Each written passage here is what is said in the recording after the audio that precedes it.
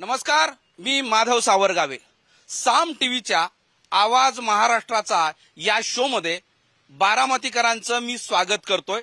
सोबतच देशभरातले मराठी भाषिक लोक, महाराष्ट्रातील मतदार जनता हा शो पाहते, त्यांचंही मी स्वागत करतोय. आज अशा ठिकाणी आलोय की ज्या लोकसभा मतदारसंघाची चर्चा केवळ महाराष्ट्रातच नाही तर देशामध्ये आहे. तुम्हाला प्रश्न पडला असेल की असं काय की लोकसभा निवडणूक तर देशात सुरू आहे, सगळ्याच मतदारसंघाची चर्चा सुरू आहे, पण महाराष्ट्रातला असा एकमेव मतदारसंघ असेल की जिथं सत्ता विरोधक सगळे केंद्रस्थानी आहेत आणि तो मतदारसंघ आहे बारामती. तर या सर्व बारामतीकरांचं मी स्वागत करतोय या शो मध्ये. आणि बारामतीकर म्हणजेच बारामती लोकसभा मतदारसंघातील वेगवेगळ्या विधानसभा मतदारसंघातील इथले नेते, त्याचबरोबर पदाधिकारी आणि बारामतीकर, त्याचबरोबर ग्रामीण भागातील लोकही सहभागी झालेत. त्यांच्याबरोबर चर्चा करणार आहे. लोकसभा निवडणुकीच्या अनुषंगानं ही चर्चा करत असताना गेल्या 5-10 वर्षामध्ये बारामतीचा विकास किती झालेला आहे असा प्रश्न पडायचा की नाही, हा एक महत्वाचा मुद्दा आहे. कारण बारामतीच्या विकासाचे दाखले देशभर जगभर दिले जातात आणि अनेकदा ते आपण ऐकलेलं आहे. तरी पण या निवडणुकीमध्ये सुरुवात करतोय की बारामतीच्या विकासाला गती देण्यासाठी इथल्या खासदार सुप्रियाताई सुळे यांनी 5 वर्षात काय काम केलेलं आहे आणि या पुढच्या काळात ते काय काय करणार आहेत. तर सुरुवातीला जातोय मी इथल्या खासदाराचे प्रतिनिधी राष्ट्रवादी काँग्रेस शरद पवार गटांच्या नेत्यांकडे. सांगा, आता उत्तर देण्याची वेळ आलेली आहे आणि मतदारांपर्यंत तुम्हाला हे पोहोचण्याची वेळ आलेली आहे. आज आमच्या ताईंच्या माध्यमातून खासदार निधीमधून ग्रामीण भागातील अंतर्गत रस्ते असतील, आपले मंदिराचं वास्तूंचं जीर्णोद्धार असेल. आज बघा तुम्ही, पवार साहेबांनी 1967ला पहिलं इलेक्शन झाल्यानंतर 72-73 साली सर्वात प्रथम त्यांनी MIDC आणली, शिक्षण संस्था, विद्याप्रतिष्ठान, बारामती ऍग्रिकल्चर डेव्हलपमेंट असेल, हे सर्व उभा केलं. आणि त्याच्यानंतर ताईंनी त्याच्यामध्ये लक्ष देऊन बाकीच्या गोष्टी वाढवून बारामती शहरातील जिथं जनतेला अडचण होती की बाबा TC कॉलेजच्या इथं रिंग रोड होता, म्हणजे तो रेल्वेचा पूल होता, त्याच्यावरती ताईंनी केंद्राकडनं मंजुरी करून हा समोर तुम्ही बघताय हा सर्व्हिस रोड आज बारामती नगरपालिकेला रेल्वेनी 7,37,00,000 असे पैसे मागितले होते की बाबा त्याचं व्हॅल्युएशन. तर सुप्रियाताईंच्या एका पत्रावरती 1,30,00,000 व्हॅल्युएशन होऊन म्हणजे किती पैसे कमी झाले, म्हणजे ते तेवढ्या पट्टीत. आणि तो सर्व्हिस रोड आज जवळजवळ 6 ते 7 वर्ष झालं बंद होता. ताईंच्या एका पत्रावरती तो सर्व्हिस रोड पूर्ण झालाय आणि सर्व आता जनतेच्या मनात सुद्धा खुशीचं वातावरण. हा, तुम्ही सांगणार आहात. संत तुकाराम जो पालखी महामार्ग आहे त्याच्यासाठी सुद्धा केंद्रातून ताईंनीच निधी आणलेला आहे. त्यानंतर दौंड बारामती जो रेल्वे महामार्ग आहे, रेल्वे विद्युतीकरण आहे, ते सुद्धा ताईंच्या निधीतूनच झालेलं आहे. त्याचबरोबर महिलांसाठी ताईंचं अतिशय योगदान आहे. त्यामध्ये महिला बचत गटांची सुरुवातच मुळात ताईंनी केली आणि एक तळागाळातल्या महिलांना, सर्वसामान्य महिलेला एक रोजगार मिळवून देण्याचं जे कार्य आहे ते ताईंच्या माध्यमातून झालेलं आहे. एक बारामती तालुकाच नाही तर अख्खा महाराष्ट्र, अख्ख्या देशामध्ये ताईंचं अतिशय चांगलं कार्य आहे. त्याच्यामुळे आम्हाला असं वाटतं की ताईच आमची हक्काची आहे आणि ताईच आमची महासंसद रत्न म्हणून जी जनतेपर्यंत पोहोचलेली आहे तीच यावर्षी सुद्धा ताईच निवडून येणार आहेत असा आम्हाला ठाम विश्वास आहे. बरोबर, ही ताईंनी केलेल्या कामाची पावती ते सांगतायत. इथे ताई विरुद्ध वहिनी असा स्पष्टपणे या लोकसभा निवडणुकीमध्ये आमने सामने अशी ही निवडणूक होणार आहे. आणि ती निवडणूक होत असताना ताईच्या प्रतिनिधींनी जी भूमिका मांडली आहे त्याचं उत्तर घेऊयात की मला सांगा, आता ताईंनी काय काय काम केलेली आहेत हे तुम्ही सांगितले. तुम्ही पण आत्ता 6 महिन्यापूर्वी, 6 पण महिने झाले नसतील ना, 6 महिन्यापर्यंत ताई सोबतच होतात. तर काय कामं केलेली आहेत त्यांनी सांगितलेली, काय केलेली नाहीत, या बारामती विकासाचे खरे हकदार कोण आहेत? पहिल्यांदा मी एवढंच सांगेल की निश्चितपणाने आदरणीय दादांना हे श्रेय जातं. बारामती तालुका असू द्या किंवा शहर असू द्या, या ठिकाणी किती निधी द्यायचा ही मर्यादा असते, परंतु आदरणीय अजितदादा यांनी एवढा बारामतीकरांसाठी विकास केलेला आहे की ते सांगता येणार नाही, एवढा मोठा विकास आहे. आज तुम्ही आज तुम्ही विचार केला, आज मगाच काय त्या ताईंच्या गटांनी सांगितलं की पालखी मार्ग असेल, या बारामतीतील काही रोड असतील. मला एवढंच सांगायचंय की ही पालखी मार्गासाठी आदरणीय अजितदादा यांनी पाठपुरावा केल्याचे कागदपत्र आदरणीय दादांच्या ऑफिसला जाऊन बघितले पाहिजे. आदरणीय दादांनी काय विकास केला ही त्यांना माहित आहे. आज बारामती नगरपालिकेच्या माध्यमातून एकही विकास विद्यमान खासदार होते त्यांनी केलेला नाही. आणि खासदाराला निधी असतो किती ती तरी विचार करा. त्या विचारावर तुम्ही प्रगतीच्या मार्गाने तुम्ही ह्या विकास केला, तो विकास केला, ती तुम्ही तरी सांगा. आज कुठलाही विकास झालेला खासदारांनी कुठलाही केलेला नाही. जो काही विकास झाला असेल ती आदरणीय अजितदादा पवार यांच्याच मार्गदर्शनाखाली, त्यांच्याच नेतृत्वाखाली हा विकास झालेला आहे.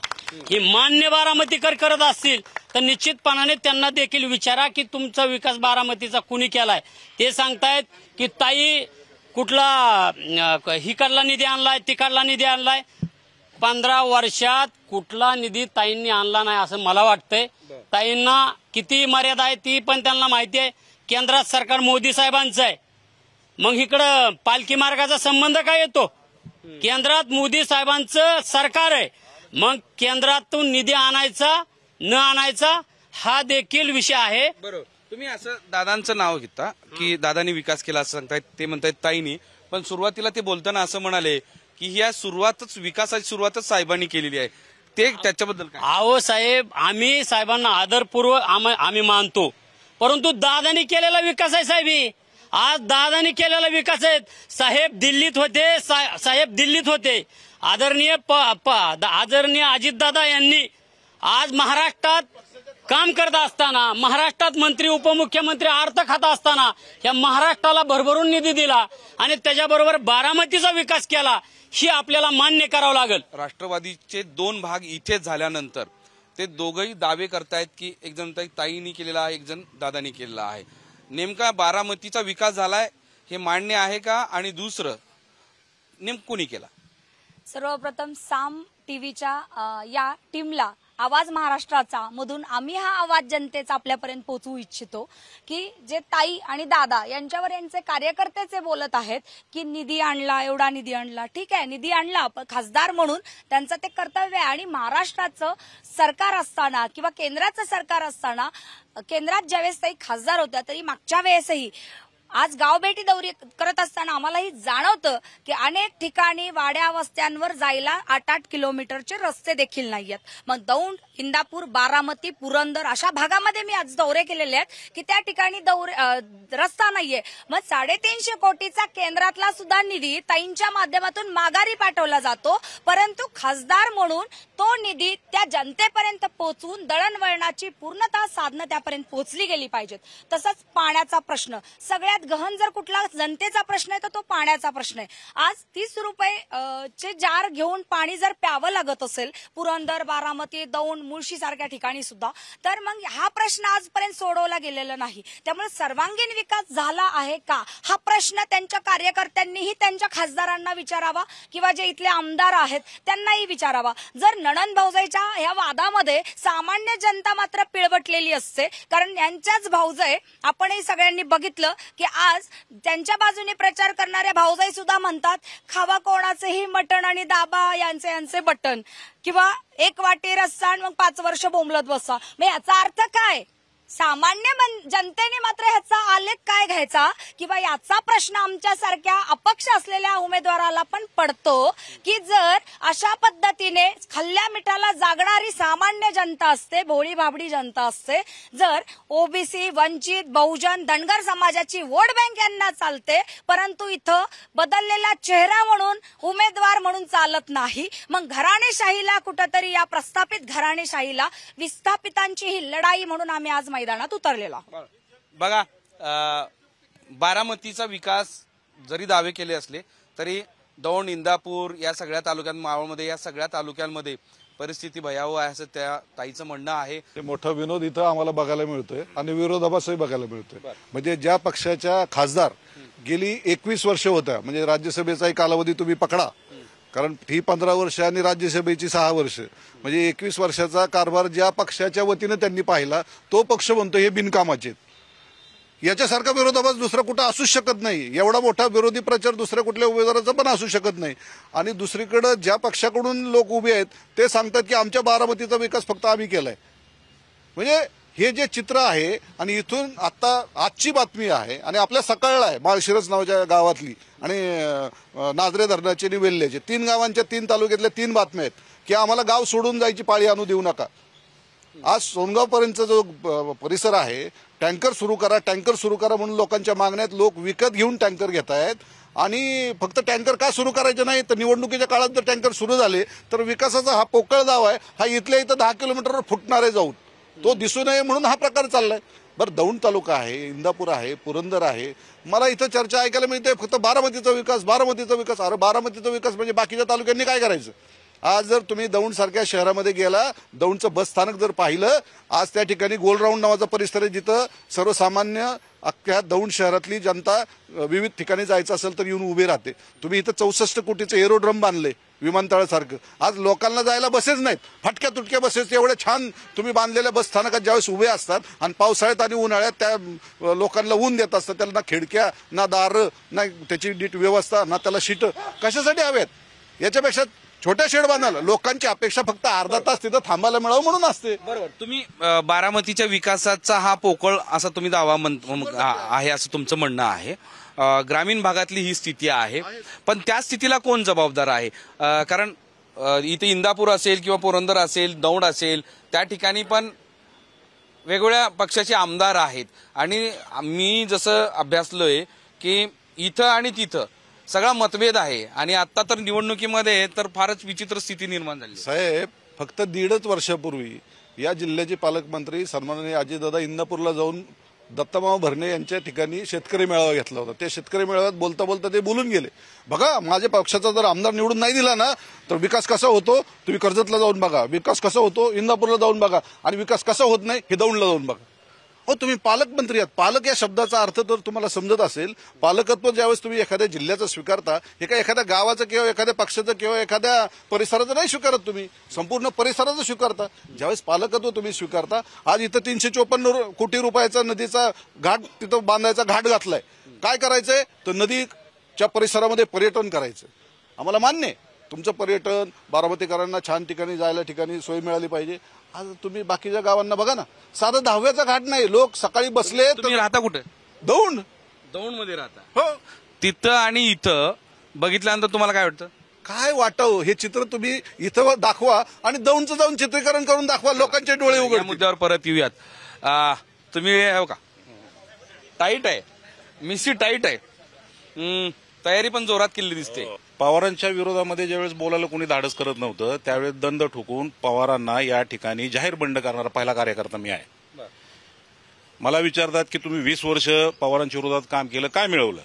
मी त्या निमित्ताने एवढंच सांगतो की आज पवारांच्या विरोधामध्ये बाहेरच्या तालुक्यातील लोक येऊन या ठिकाणी धाडसाने बोलू शकतात. त्यांच्या विरोधामध्ये सर्वसामान्य घरातले उमेदवारी अर्ज दाखल करू शकतात. माझ्या 20 वर्षाच्या संघर्षामध्ये मी काय कमावलं काय गमावलं हा विषय नाही परंतु मी तुम्हाला छातीठोकपणे सांगतो की शरद पवार अजित पवारांची या ठिकाणची दादागिरी मी संपुष्टात आणलेली आहे. पहिल्यांदा हे जाहीरपणे मी तुम्हाला सांगतो. दुसरा मुद्दा विकासासंबंधी सांगितलं जातं. 50-50 वर्ष तुम्ही राजकारणामध्ये आहात. 50-50 वर्ष तुम्हाला कुणीही प्रतिस्पर्धी नाहीये. तुम्ही महाराष्ट्रात देशात राजकारण करता. चिमूटभर विकास केला त्याची टिमकी कशाला वाजवली पाहिजे. बरं हा विकास तुम्ही जो करता त्या विकासाच्या पाठीमागे दूरदृष्टी आहे का. कुठलाही विकास करताना दूरदृष्टी असली पाहिजे. हा विकास जो आहे हा बेगडी विकास आहे आणि हा विकास करताना लोकांच्यावर एवढं मोठं बालंट असतं एवढं संकट असतं. कुणाची जमीन जाते कुणाचं घर जातंय कुणाचं दुकान जातंय कुणाचा प्रपंच रस्त्यावर येतोय याची कुणाला खात्री नसते. भर दिवाळीच्या वेळेस तुम्ही रस्त्याची डागडुजी करण्यासाठी रस्ता वाढवण्यासाठी जो गोरगरीब माणसांच्या ह्याच्यावर बुलडोजर चालवत असाल आणि दिवाळीच्या ह्याच्यामध्ये त्यांचं फराळ त्यांचं सामान त्यांचे कपडे हे जर रस्त्यावर टाकत असाल एखादं झोपडं मोडतात आणि त्या ठिकाणी बाळंतपण आलेली पोरगी झोपडं मोडल्यानंतर रस्त्यावर बाळंतपण होतं तिचं यापेक्षा दुर्दैव काय असू शकतं. हा विकास जो आहे हा विकास शाप आहे का उशाप आहे हा प्रश्न पडावा अशी परिस्थिती आहे. हा विकास म्हणजे हा विकास नाही ह्या बारामतीवर चाललेला विकासाचा विनाशाचा वरवंटा आहे. दुसरं तुम्हाला सांगतो रस्ते करतात रस्ते करताना ना अक्कल पाहिजे की रस्ते करताना पाणी जे वाहतं त्याला अंडरग्राऊंड ड्रेनेज असलं पाहिजे, पाणी वाहून जायची सोय असली पाहिजे, असं काहीच नसतं. बरं, हे ज्यावेळेस काम चालू करतात, काम चालू करताना त्याची क्वालिटी किती आहे, क्वांटिटी किती आहे, त्याला निधी किती आणला याचा कोणाला काय मिळ नसतो. यांच्या कंपनीतले जे ठेकेदार आहे हे सांभाळण्यासाठी सगळं चालू असतं. दुसरी गोष्ट अशी की आता हा समोरचा रस्ता आहे आपला. आता हा रस्ता तुम्ही जाताना बघा, आपण त्या नगरपालिकेच्या समोरचा जर रस्ता बघितला, या ठिकाणून रस्ता, या ठिकाणून रस्ता, 4, 5, 6 रस्ते एकमेकाला मिळतात. सिग्नल नाहीये, तिथं ट्रॅफिक पोलीस नाहीये. आणि दुसरी गोष्ट अशी की तो रस्ता जो आहे, एक पूल बांधला, नवीन पूल बांधला, उद्घाटन नाही झालं आणि ते पाडून टाकला, दुसरा पूल बांधला. तो पूल बांधला टिकडीसारखा. एक मीटर जर रस्ता पूल वाढला, 1 मीटर 45 मीटर स्लोप द्यावा लागतो. 1.5 मीटर रस्ता वाढला, तुम्ही स्लोप दिला, डोंगरावर उतरल्यासारखं यावं लागतं. ऍक्सिडेंट, आम्ही त्याला भुलभुलाय चौक नाव दिलं, भुलभुलाय रस्ता नाव दिलं. आणि स्पेसिफिक मुद्द्यावर येऊयात. तुम्ही बघा, बारामती शहराचा विकास हा फुगवटा आहे असं थेट उमेदवारांचं म्हणणं आहे. आणि सोबतच ग्रामीण भागातली परिस्थिती फार भयावह आहे. म्हणजे या मतदारसंघामध्ये जे तालुके येतात तिथं पिण्याच्या पाण्याचा संघर्ष करावा लागतो आणि अत्यंत बकाल स्थिती दौंडची आहे असं सांगितलं जाते. तुम्ही उत्तर देणार? कोण उत्तर देणार? हा, बघा, आता पाणी मिळत नाही ग्रामीण भागामध्ये. पाणी हा फार पूर्वीपासूनचा प्रश्न आहे. आता सगळीकडेच मागच्या वर्षी सुद्धा पाऊस कमी झालेला आहे. आपल्या भागातली धरणं सुद्धा आटलेली आहेत. प्रॉपर ग्रामीण भागच नाही, शहरी भागामध्ये सुद्धा आता थोडा पाण्याचा प्रॉब्लेम आहे. परंतु जितक्या प्रयत्न करून पाणी देता येईल ह्याची सोय आमच्या आदरणीय खासदार सुप्रियाताई आम्ही रोज बघतोय की त्या पद्धतीने त्या गावातल्या पदाधिकाऱ्यांची किंवा तिथल्या अधिकाऱ्यांना त्यांची भेट घेऊन त्यांना जेवढं पाणी देता येईल उपलब्ध करून तेवढी त्यांनी सोय चालू केली. पाण्याचा पाऊस कमी झाल्यामुळे आता इकडं भागात सुद्धा अडचण आहे. परंतु दादांनी आज डावा उजवा कालवा हे पाणी आम्हाला शेतकऱ्यांना तर येतंय. जिरायत भागातला प्रश्न आहे, 450 कोटी रुपये दादांनी आता टाकलेले, त्याची पाईपलाईन चालू आहे. कसं आहे, तुम्ही उद्या सांगितलं की उद्या होत नसतं, त्याला टाइम लागतो. त्या येणाऱ्या काळात सर्वांना पाणी मिळेल. आता विकास, रस्ते केले म्हणजे विकास केला का? आणि पाणी नाही प्यायला दारू तर आहे ना, दारूच्या कंपन्या यांच्याच आहेत की. पाणी नसलं तरी चालतंय, दारू आहे बारामतीत. विकास केला, आता रस्ता केला म्हणतात. रस्त्यावर गरीब माणूस जीवू शकतो का? नाही. झोपू शकतो का? नाही. आणि दोन्ही गटात सलमान खान जास्त आहेत, त्यामुळे गरीब जर झोपला तरी सोडणार नाहीत. 97 लाख रुपयाचं टॉयलेट बांधलंय. हे जे विकास केला म्हणतात ना, ह्यांनी विकास केलाय. हा विकास कोणी केला असेल? कारखाने तर कोणी जातकानी एक उभा केला, इकडं कोकरेने देवकत्याने उभा केला, कॅनल इंग्रजांनी आणला. आणि हिताची बारामतीत पाणी आलं, ही मागासवर्गीय नगराध्यक्ष असणाऱ्या सुनील पोटे आणि भारतदादा आयवळे यांच्या काळात पाणी आलं. हे म्हणतात आम्ही केला, पाणी त्यांनी आणलं, त्यांचं का सांगत नाही तुम्ही? आणि मी बहुजन समाज पार्टीची ही निवडणूक लढवती, ही बारामती लोकसभेतल्या जनतेचा अपमान होतोय म्हणून. आणि शिवतारे बापू, हर्षवर्धन पाटील ह्यांच्या अपमानाचा बदला घेण्यासाठी आम्ही निवडणूक लढवतोय. त्यांनी जरी मॅन केलं असेल तरी त्यांच्या अपमानाचा बदला बहुजन समाज पार्टी घेणार आहे. कारण की भारताला स्वातंत्र्य होऊन 75 वर्ष झालीत, पण आम्हाला शेतकरी पुत्र म्हणून लाईट गेली म्हणून आंदोलन करावं लागतंय, पाणी मिळत नाही म्हणून आंदोलन करावं लागतंय. नवे तर इथं संचालक सुद्धा आहेत, ऊसाला दर मिळावा म्हणून सुद्धा आम्हाला आंदोलन करावं लागतंय. म्हणजे आम्हाला ही लाजिरवाणी गोष्ट आहे. एकीकडे या लोकशाहीमध्ये आता खासदारकीचं इलेक्शन आहे, इथं रस्त्याचा किंवा विजेचा प्रश्न न घेता तुम्ही देशाच्या प्रश्नावरती बोललं पाहिजे. तुम्ही आयात निर्यातीची धोरणं सुप्रियाताईंनी आतापर्यंत काय राबवले हा माझा त्यांना प्रश्न आहे. खरं तर या ठिकाणी प्रत्येक भारतातील खासदाराला माझा प्रश्न आहे. मग भाजपचे असतील, राष्ट्रवादीचे असतील, काँग्रेसचे असतील, तुम्ही कुठल्याही खासदार असा, पण आम्हाला आमच्या शेतकऱ्यांच्या प्रश्नावरती तिथं किती बोलला तुम्ही, ह्याचा एकदा तुम्ही आढावा दिला पाहिजे. कांद्याची निर्यात बंदी करता, शेतकरी मरतोय. द्राक्षाची निर्यात बंद करता, अरे तुम्हाला बांगलादेश सारखा सुद्धा द्राक्षाच्या 20 किलोच्या कॅरेटवरती 1200 रुपये एक्साईज ड्युटी लागते. तुम्हाला नेपाळ सारखा सुद्धा देश तुमच्याकडे डोळे वटरून बघतोय. तुम्हाला लाजा वाटल्या पाहिजे. काय चाललंय आपल्या देशामध्ये? अरे एकीकडे टॅमॅटोला 200 रुपये किलो पाकिस्तानमध्ये दर होता आणि आम्ही इकडे लाल चिखल झाला म्हणून टॅमॅटो वतून देत होतो. ह्याच्याकडे तुमचं आमचं लक्ष नाही. दुधाचा प्रश्न बघा, अरे 20-22 रुपयावरती दूध आलंय. पाण्याची बाटली तुम्ही 20 रुपयाला विकताय आणि दुधाचा दर प्रति लिटर 25 रुपयावरती आहे. म्हणजे उत्पादन खर्च शासन सांगते 42 रुपये आणि शेतकऱ्याला दूध किती, दुधाचा दर किती? 25 रुपये. अरे असलं राजकारण आता आपण थांबवलं पाहिजे. कृषीप्रधान देश आहे, शेतकऱ्याच्या प्रश्नावरती राजकारण झालं पाहिजे. राम मंदिर बांधून आमचा विकास होणार नाही, जाती जातीमध्ये तुम्हाला विभागून आमचा विकास होणार नाही. खऱ्या अर्थाने शेतकऱ्याचे प्रश्न सोडवले. कृषीप्रधान देश आहे, कृषीप्रधान देशामध्ये शेतकऱ्याच्या प्रश्न ज्यावरती अजिंठ्यावरती त्याच वेळेस आपला देश हा सुखी होईल. इंग्रजांनी जेवढा, मी दिलगिरी व्यक्त करतो, इंग्रजांनी जेवढा विकास केला 150 वर्षामध्ये, मला मान्य आहे इंग्रजांनी भारताला लुटलंय, पण 150 वर्षामध्ये जेवढं इंग्रजांनी लुटलं नाही एवढं 75 वर्षामध्ये या राज्यकर्त्यांनी लुटलेलं आहे. महागाई प्रचंड वाढलेली आहे. जे तुम्ही दावे 2014, 2016ला केले होते, 2019ला केले होते, त्या कितीतरी पटीनं महागाई वाढले. त्यांचा पहिला प्रश्न आहे, ती कधी कमी करणार, का कमी होत नाही? सर, महागाई वाढली असं म्हणताच येणार नाही. ज्या पद्धतीने देशाचे लाडके पंतप्रधान नरेंद्रजी मोदी यांनी भारत देशामध्ये किंवा महाराष्ट्रामध्ये विविध प्रकारच्या शासकीय योजनांचा सुद्धा विविध प्रकारच्या योजनांचा सुद्धा आपण महाराष्ट्रामध्ये किंवा देशामध्ये आपण शासकीय योजनांचा लोकांपर्यंत पोहोचवण्याचं काम केलेलं आहे. आणि उज्ज्वला गॅस असेल, पंतप्रधान आवास योजना असेल, आता विश्वकर्मा असेल, किंवा काय त्याला म्हणू शकतो आपण कुठली, म्हणजे हे सगळे केलेत. महागाई पण पोहोचवली म्हणायचं असेल, पण त्यांच्या शब्दात तोंडात येत नाही. महागाई वाढली का? नाही नाही. गॅस कितीला आहे? 1000 रुपयाला आहे. पूर्वी कितीला होता? अहो, त्या गॅस वाढलाय ठीक आहे, पण बाकीचा इन्कम पण वाढलाय ना, पगार पण वाढलाय, ते पण वाढलंय ना. पगार सगळे म्हणतात महागाई वाढली, त्या प्रमाणात सर्व काही महागलं गे, सगळ्याचे रेट पण वाढलेले आहेत. आज पगार म्हणलं तरी पगार पण सगळ्यांचे वाढलेले आहेत. एमआयडीसी मध्ये पगार वाढलेले एकाही कागदीपत्री दावायचं, एकाही कंपनीतलं दावायचं, कुठल्या कंपनीतलं पगार वाढलेलं दावायचं, कागदीपत्री दावायचं, कुठलंही. सरकारनं बेरोजगारी कशासाठी तुम्ही मेळावे घेतले, कशासाठी मेळावे घेतले? युतीच्या सरकारने मेळावा रोजगार कशासाठी? बसमध्ये मुलं आणले 10वीतली, ज्या मुलाचं 18 वय नाही, तुम्ही ते मुलं आणली मेळाव्यासाठी, कशासाठी? कुठल्या कंपनीत किती नोकऱ्या दिल्या दावा? 196 सहकारी कारखाने राज्यात आहेत. त्यातलं माळेगाव असेल, सोमेश्वर असेल, भावनगर असेल, तिन्हीचं नेतृत्व दादा करतात. आणि उच्चांकी दर हा तिन्ही कारखान्यांनी दिलेला आहे. मार्केट कमिटी 307 महाराष्ट्रात कार्यरत आहेत. पण बारामती कृषी उत्पन्न बाजार समिती तालुका लेवलची, जिल्हा लेवलच्या पण उत्पन्नापेक्षा 5 नंबरला राज्यात आहे. म्हणजे सर्वांगीण विकास, शेतकरी असेल, कामगार असेल, सर्व घटकांचा विकास दादांनी केलेला आहे. कुणी काय आरोप केलं तर इथं धान्याचा उच्चांकी बाजारभाव बारामती कृषी उत्पन्न बाजार समिती निघतो. 25,000 रोजगार ह्या एमआयडीसी मध्ये दादांच्या रूपाने आज मुलं काम करतायत. सर्वांगीण विकास दादांनी केला, विकास केलाय.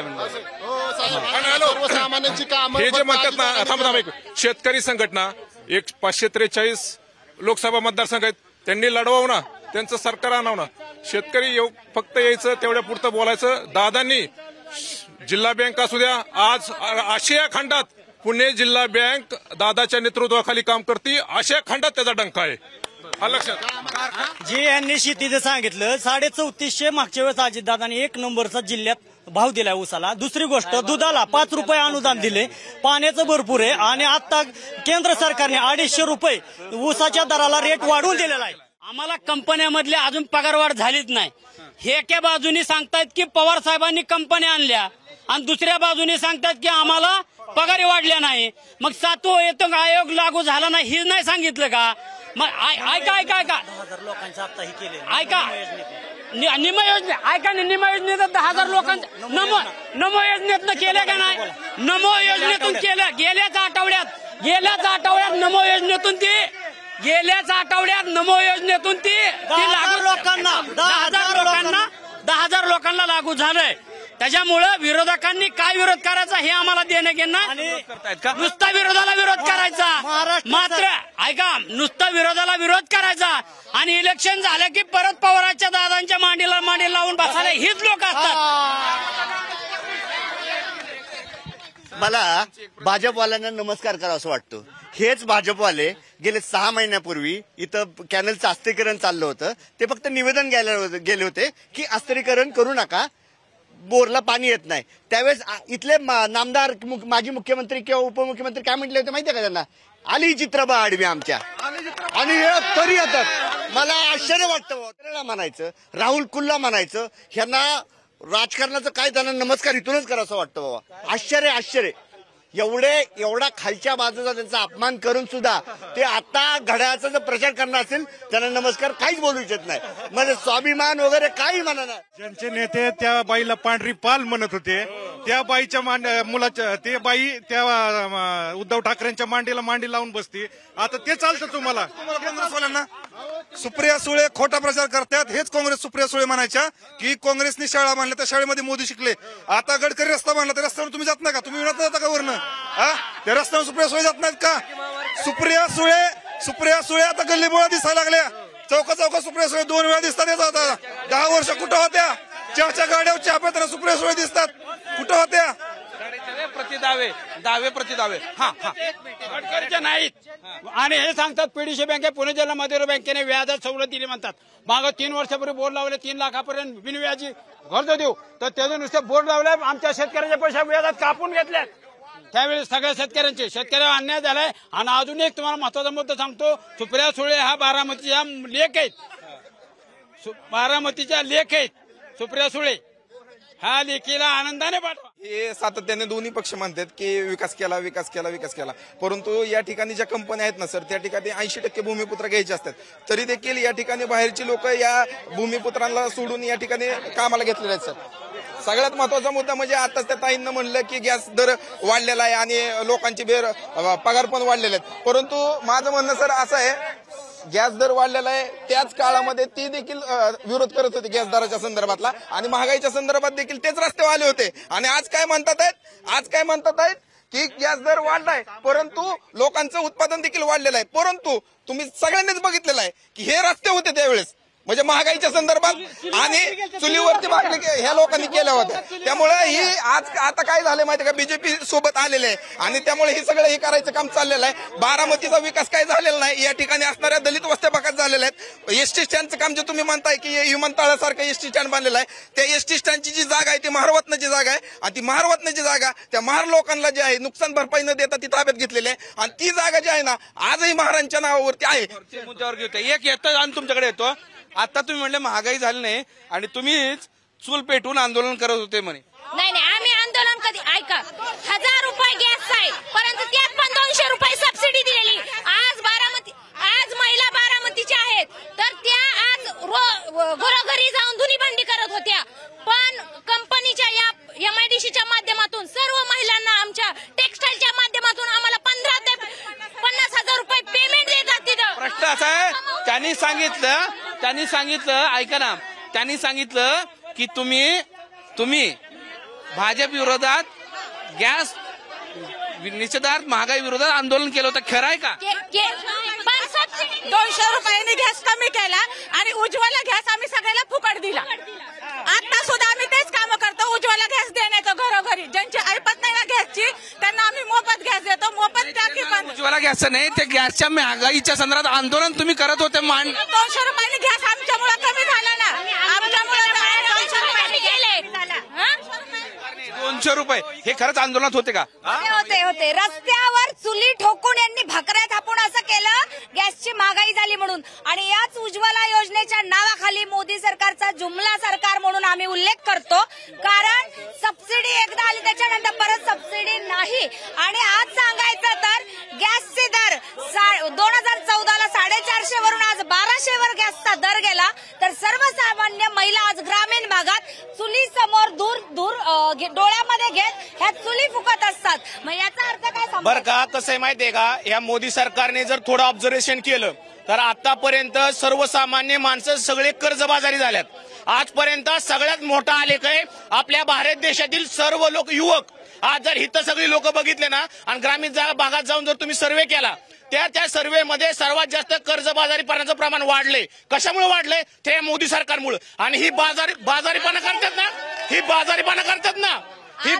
करतात ना सुनेत्रा वहिनी सुप्रियाताई. काय नाही सुनेत्रा वहिनी नाही, सुप्रियाताई नाही, कल्याणी वाघ म्हणून आम्ही सगळे मतदान करणार आहे. तुम्हाला एक उदाहरण सांगतो. या ठिकाणी रिलायन्सचा एक कारखान्यात होता शेटपळगड येथे. रिलायन्सचा उद्घाटनाला बोलवलं पवार साहेबांना. रिलायन्सच्या त्या कारखान्याच्या उद्घाटनात शरद पवारांनी प्रश्न विचारला, पवार साहेबांनी तर हे ऊस कुठून आणणार, तर त्यांनी काय उत्तर, त्यावेळेस 800 रुपये भाव मिळत होता ऊसाला. तर हे रिलायन्सचा जो अधिकारी होता संबंधित होता त्यांनी काय उत्तर दिलं की आम्ही त्यावेळेस 1600 रुपये भाव देणार आहे. आणि त्यानंतर पवार साहेब काय बोलले नाहीत. पण त्याच्यानंतर हा कारखाना इथं आला ना, युपी मध्ये गेला रिलायन्सचा, लक्षात घ्या. त्याच्यानंतर राजू पवारनी तिथं कारखाना टाकला. वजन कसं मापलं जातं आणि भाव काय दिला जातो त्यांच्या प्रायव्हेट कारखान्याला, त्याची माहिती घ्या. हा एक मुद्दा आहे. दुसरा मुद्दा काय आहे की पगाराची वाढ, पगार जास्त मिळाला जातो. मॅकडॉल कंपनी म्हणून एक कंपनी आहे, ही कंपनी जी आहे बाहेरची कंपनी आहे, परंतु याचा पूर्ण होल्ड पवारांचा आहे. त्या ठिकाणी कंपनीतल्या कामगारांना फक्त 15,000 रुपये पगार होता वर्षानुवर्ष. तो वाढवून मी तिथं युनियन केली, आंदोलन केलं आणि ती युनियन मोडीत काढायचं काम त्यांनी केलं. चर्चा सर आणखी हा थांबा हा हे आज बघा तुम्ही, भाजपने किती घाणेरडं राजकारण चालवलंय, दादागिरीचं राजकारण चालवलेलं आहे. म्हणजे दादागिरीचं राजकारण आहे आणि भाजपने दादागिरीचं राजकारण चालवून, दादागिरी करून त्यांच्या पक्षामध्ये लोकांना वडायचं, इतर पक्षातल्या लोकांना. त्यांचे मी काय दाखवतो बघा, त्यांचे बर का, त्यांचे भाजपचे गृहमंत्री काय बोलतात हे ऐका. शेतकऱ्याच्या डोळ्यामध्ये पाणी राहिलं कुठे हा देवेंद्र फडणवीसचा आवाज, आणि हे ते बोलतात कुठे गेले. आणि आज कसं तर लगेच वॉशिंग पावडर मध्ये देऊन धुतल्या तांदळागत केलं. ह्याच्यावर तर सांगा ना तुम्ही. आमच्या ताईंवर पवार साहेबांवर एकही डाग नाही. 548 लोकसभा 548 लोकसभा सदस्य आहेत. त्याच्यामुळे त्याच्यामध्ये आमच्या ताई 3 नंबरला आहेत भारत देशामध्ये. हे यांच्यात आणि हे सांगतात, एक मिनिट, आणि हे सतत सांगतात अजितदादांनी विकास केला. अहो इथं उमेदवार खासदारकीचा आहे, तुम्ही खासदारकीवर बोला. आमची ताई 8 वेळा संसद रत्न आहे आणि आम्हीच नाही सांगत, ही जनता सांगती. काय कहो दिल से सुप्रियाताई फिरसे. दादागिरी वाढले म्हण, दादागिरी काय वाढले? दादागिरी बघा ना तुम्ही, ईडीची चौकशी करायचं द्यायचं, ईडीची धमकी द्यायची, ब्लॅकमेल करायचं. आमचा युवा नेता आज संघर्ष यात्रा काढत होता, रोहित दादा पवार, त्यांना सुद्धा ईडीची धमकी दिली आणि दाबादाबीचा प्रयत्न चाललाय. नाही तर काय चाललाय हा प्रयत्न? आणि राहिला प्रश्न लोकसभेत भाषण करण्याचा, भाषण करून जर प्रश्न सुटत असते तर सर्व्हिस रोडचं काम 1 वर्ष राहिलं असतं का? ज्यावेळेस आदरणीय अजितदादांनी त्यांचं नाक दाबलं, ह्या रस्त्यावरनं मोठ्या गाड्या यायच्या बंद केल्या, त्यानंतर त्यांनी रस्त्याला परवानगी दिली. ते कुणाला करावं लागलं? दादांनाच पुढाकार घेऊन करावं लागलं. राहिला प्रश्न तुमचा ब्रिजला निधी कुणी दिला हे तरी चेक करा. तिथं तुमच्या नाम फलक लावलेत, त्या नाम फलकावर उद्घाटन कुणी केलं ही बघा. तुम्ही निधी दिला म्हणताय, मग निधी दिला होता तर तुम्ही भूमिपूजनाला उद्घाटनाला का आला नाही? तुम्ही दिलाच नव्हता तर कसं तुम्ही म्हणता की हे आम्हीच केलंय म्हणून? ऐका 1 मिनिट साहेब, आता हे 2 मिनिटं थांबा. आताच पवार गटाच्या लोकांनी दावा केला की रोहित दादाला, युगेंद्र दादांना सुरक्षा द्या. म्हणजे खासदारांनाच आज माहिती की आमच्या मतदारसंघात जर खासदारांना जर संरक्षण मागायची जर गरज असेल तर जनतेने काय करायचं? तुमच्या धमक्यामुळे धमक्या कोण देतं? थांबा, आज 2 मिनिटं थांबा. आज सुप्रियाताईला जर असं वाटत असेल आम्ही सुरक्षित नसेल तर असं म्हणताय तुमच्यामुळे आम्ही अजित पवारांनी कधी धमक्या दिल्या नाहीत. अजित दादांनी संरक्षणच दिलं, कार्यकर्त्याला ताकद दिली. अहो तुम्ही काय केलं? राहुल शेवाळ्यासारख्या कार्यकर्त्याला घरात जाऊन धमक्या दिल्या ही तरी सांगा. आणि तुम्ही सुरक्षित नाही म्हणून सांगता, सुरक्षा मागता. लाजिरवाणी गोष्ट आहे. सर्वसामान्य कार्यकर्ता रस्त्याने कसा फिरतो? मग काम करतो मी. आप्पांच्या बी हॉटेलला लहानपणी असताना चादरी गोळा केलेल्या आहेत. मला सर्वसामान्य जनतेचे प्रश्न माहिती आहेत. हे म्हणतात ना विकास, हा विकास नाहीये, हा गन पावडर आहे. हा गन पावडर काय आहे त्याचं कारण की हा फक्त कॉन्ट्रॅक्टदारांचा आणि 2% वाल्यांचा विकास आहे, हा विकास नाहीये. जे म्हणतात ना पालखी महामार्ग केला, पालखी महामार्ग हा सगळा खोटा आहे. गावापासून 20 फूट अंतरावरून रोड जातो, पाण्याची बाटली घ्यायला मिळत नाही, हॉटेलवाल्यांना काम नाही. हा कसला विकास? कुणाचा विकास आहे? हा फक्त 2 नंबर धंदे, फक्त पैसे कमवायचे. तुम्ही पवार साहेबांच्या तुतारीची सामान्य माणूस आहे मी, माझा इस्त्रीचा धंदा आहे. मी लोकांच्या घरी जाऊन कपडे गोळा करतो. त्यासाठी मी सर्वसामान्य माणूस जोपर्यंत बाहेर निघत नाही तोपर्यंत माझ्यासारखा माणूस बाहेर निघत नाही तोपर्यंत मी टोपी घालणार. टोपी घालणार असं म्हणतात. हे सगळे माझे कार्यकर्ते सगळं मत मला देणार आहे. बारामती लोकसभा मतदारसंघामध्ये सुप्रियाताई इंदापूरला जातात आणि भरणे मामा ज्यांनी मागच्या पंचवार्षिकला 70,000 मताचं लीड दिलं त्यांच्या तालुक्यातून, त्यांना जाऊन म्हणतात हे तुझा उद्या करेक्ट कार्यक्रम करीन म्हणून. वा, म्हणजे ज्यांनी 70,000चं लीड दिलं तुमच्यासाठी काम केलं त्याचा करेक्ट कार्यक्रम.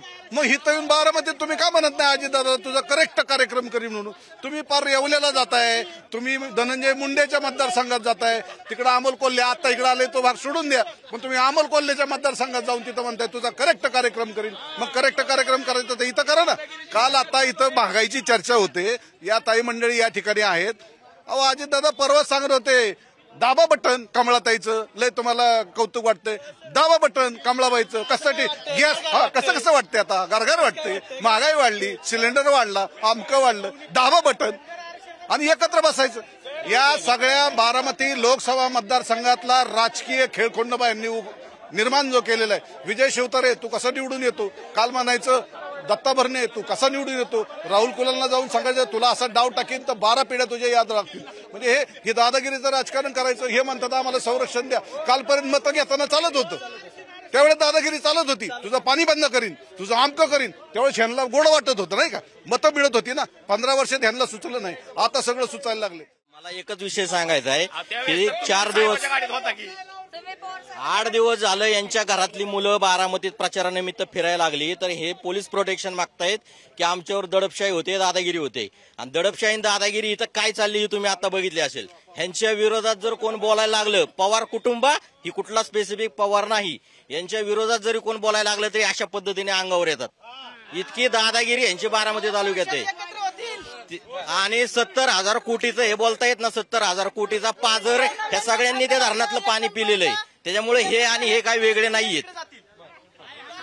2019च्या निवडणुकीला सुप्रियाताई बारामतीच्या लीड मधूनच निवडून आलेल्या आहेत आणि अजितदादांमुळे ते लीड मिळालेले आणि त्या खासदार झालेल्या आहेत. आज 1 लाख हे लोक जे म्हणतात ना की ह्यांनी विकास केला आणि रस्ता केला, ह्या रस्त्याचे पैसे साहेब अजून मिळालेले नाहीत. मी स्वतः लाभार्थी आहे, माझ्या क्षेत्राचा दिलेला नाही. दुसरी गोष्ट ही ऊसाच्या भावाचं सांगतात. ऊसाला देशात सर्वाधिक भाव जर कोणी दिला असेल तर तो बहुजन समाज पार्टी आणि बहन मायावतीजीने 64. भाजप हे फक्त गाजर दाखवणार आहे, कारण की भाजपने आतापर्यंत प्रत्येक चौकात गाजराच्या पाट्या ठेवलेल्या आहेत. 2014 साली तिथे धनगर समाजाचं आंदोलन चालू होतं, तिथे देवेंद्र फडणवीस आले, गाजर दाखवलं, धनगर समाजाच्या जीवावर सत्तेत बसले आणि महिले म्हणले की पहिले कॅबिनेटला देतो. नरेंद्र मोदींचं काय, तेच गाजर दाखवायचं. युवकांना 2 कोटी लोकांना रोजगार देतो. पेट्रोल डिझेल दरवाढ भरपूर केली, गॅस दरवाढ, त्या स्मृती इराणी तर मॅडम तर टाकी बसायच्या आणि आंदोलन करायच्या. 400 फक्त 20 झालता, आता 1100च्या वर गेला. त्याचं काय केलं? 2014च्या आरक्षण लढ्यात आम्ही सहभागी होतो. 14 गुन्हे दाखल आमच्यावर 2014 पासून होते. त्यावर आम्ही देवेंद्र फडणवीस यांची भेट घेतली. आरक्षणाचं द्यायचे तेव्हा द्या, कारण आमचे तरुण पोरांची आयुष्य बर्बाद होत होती. त्यासाठी आम्ही देवेंद्र फडणवीसांना 2 वेळा पत्रव्यवहार केला. त्या माणसाने एकदाही त्याच्याकडे लक्ष दिलं नाही. आदरणीय 2019 साली आदरणीय उद्धव साहेब ठाकरे आले, त्यावेळी 7 केसेस त्यातल्या नील झाल्या आणि लॉकडाऊनच्या कारणामुळे त्या आमच्या अडल्या. आता 10 दिवसापूर्वी आमच्यावरच्या त्या केसेस संपूर्ण नील झाल्या. आम्हाला सांगण्याचं एकच आहे की आरक्षणाच्या मुद्द्यावर हा फडणवीस सत्तेत येतो, 15 दिवसात आरक्षण देतो असा शब्द देऊन सगळ्या समाजाची फसवणूक करतो आणि तिथल्या तरुणांकडेही लक्ष देत नाही. आता यशवंतराव होळकर यांच्या नावाने निधी दिला जाणार आहे म्हणून सांगितलं की धनगर समाजाला निधी दिला जाईल. त्या महामंडळ स्थापनाचा विषय होता, त्यात 1 रुपयाही आतापर्यंत मदत मिळालेली नाही. दुसरी गोष्ट, इथं म्हणतात ना वाण नाही पण गुण लागतो. अजित पवारांनी इथं नमो रोजगार मेळावा घेतला होता हजारोच्या संख्येने, त्याची खूप मोठी पब्लिसिटी करण्यात आली. पण माहिती अधिकारात असं लक्षात आलं की त्यातल्या आलेल्या कंपन्या यातल्या निम्म्यापेक्षा कंपन्यांचे जीएसटी नंबर नाहीत. म्हणजे ह्या सगळ्या खोट्या कंपन्या होत्या. म्हणजे तुम्ही इथल्याच लोकांना उल्लू बनवता आणि कॉन्ट्रॅक्ट बेसवर पोरांना कामाला लावता डिग्री घेतलेल्या. हे 7वी नापास प्रधानमंत्र्याचे हे स्वप्न आहेत या देशासाठी.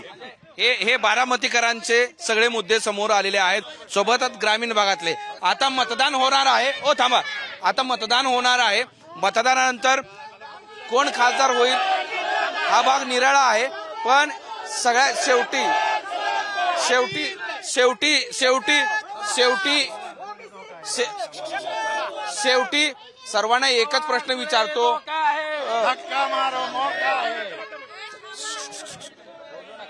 तुमचे सगळे मुद्दे ऐकलेले आहेत, प्रत्येक जण आपापल्या पद्धतीनं मुद्दे मांडलेले आहेत, पण हे मांडल्यानंतर आता मतदान करणार आहोत. बारामती या लोकसभामधले सगळे इंदापूर असेल, दौंड असेल, मुळशीर या सगळ्या परिसरातले मतदान करतील. मतदान केल्यानंतर जो कोणी खासदार निवडून येईल त्यांनी काय करणं अपेक्षित आहे असा एक सगळ्यांना कॉमन एक प्रश्न विचारतो, त्याची उत्तरं घेऊया आणि या कार्यक्रमाचा समारोप करूया. मी एकेकाला विचारतो, तुमच्यापैकी कोण बोलणार आहे? तुमच्या सगळ्यांना म्हणजे खासदारांनी काय करावं? सुनेत्रा वहिनींनी 20 सालापूर्वी इन्व्हायरमेंट. माझा प्रश्न थेट आहे, जो कोणी खासदार निवडून येईल त्यांनी या लोकसभा मतदारसंघाच्या कामाबाबत काय करावं, कोणती कामं करावी, जेणेकरून बारामती शहराचा जसा विकास झालाय तसं पूर्ण लोकसभेचा विकास होईल असं तुम्हाला वाटतं? ते महाराष्ट्राच्या जनतेला ऐकायचंय, सांगा. मी बारामती मॉडेल जसं बनवलंय तसं बारामती लोकसभा मॉडेल बनवायचं स्वप्न सुनेत्रा वहिनींचं आहे. ते बारामती मॉडेल कोणी बनवलं? अजितदादाने वहिनी. बरं, बनवलं कोणी? अजितदादांनी बनवले, पण आता वहिनी आल्यावरती बनवते. बरं, काय करावं म्हणजे दादांनी तर 90% काम केलेलेच आहे. 20 वहिनींनी तर अगोदर फोरमच्या माध्यमातून बरेचसे कामं केलेली. आज टेक्सटाईल पार्कच्या माध्यमातून वहिनींनी 5,000 महिलांना नोकरीची संधी उपलब्ध करून दिली. आज एक महिला 30 ते 40,000 रुपये महिन्याला कमवतात. आता कोणीतरी काय करावं? इथून मागं जो विकास दादांनी केला तळागाळापर्यंत तोच विकास असा अत्यंत पारपर्यंत ठेवा. काय करावं? येणारा खासदार आमच्या सुनेत्रा वहिनी यांनी महाराष्ट्राचा आवाज संसदेत वाढवावा आणि आमचा जो विकासाचं मॉडेल आहे बारामतीचं ते त्यांनी प्रत्येक आपला बारामती लोकसभा मतदारसंघ आहेत म्हणजे आता खूप जणांनी मुद्दे मांडले. आम्ही जरी नवीन असलो किंवा आता आमच्यापेक्षा खूप मोठी वयस्कर लोक इथं होती, पण दुष्काळी भाग असेल म्हणजे दुष्काळी भाग सुपा असेल यासारख्या ठिकाणी मी पण प्रचार केलेला आहे. आम्ही प्रचारासाठी फिरत होतो, तर जिथे जाईल तिथे आम्हाला फक्त एकच सांगितलं जातं की वहिनी येणार आणि वहिनी येणार आहेत. काय करणार विकास बारामतीतील काय माहितीये का, जो सर्वसामान्य माणसातला खासदार लोकसभेत जात नाही तोपर्यंत सर्वसामान्य लोकांचे प्रश्न सुटणार नाहीत. काय करणार? म्हणजे इथे धनगर बहुल मतदारसंघ हा आहे. आजपर्यंत कोणत्याही खासदाराने हा प्रश्न सोडवलेला नाही.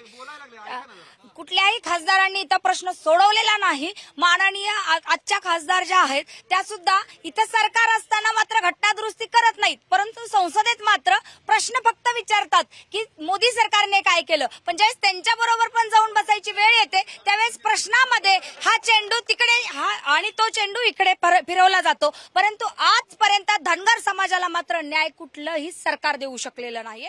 बारामतीकरांचे, बारामती लोकसभा अंतर्गत आलेल्या सगळ्या मतदारांचे, नेत्यांचे मी आभार मानतो आणि आता बारामतीच्या या आवाज महाराष्ट्राचा शो मध्ये इथंच थांबतोय, कारण बारामतीकरांनी जे जे मुद्दे मांडलेले आहेत त्या मुद्द्यांचा विचार मतदार करतील आणि त्या आधारावर त्यांचा जो मतदानाचा कौल आहे तो देतील. पण या सगळ्या मुद्द्यांचा विचार जे कोणी निवडून येतील त्यांनी करावा अशी आग्रही विनंती सुद्धा बारामतीकर आणि वेगवेगळ्या पक्षाचे कार्यकर्ते नेत्यांनी केलेला आहे. त्याचा विचार जरूर करावा इतकेच एक अपेक्षा इथल्या मतदारांची आहे. आज बारामतीमध्ये आपण इथंच थांबूयात. उद्या आणखी दुसऱ्या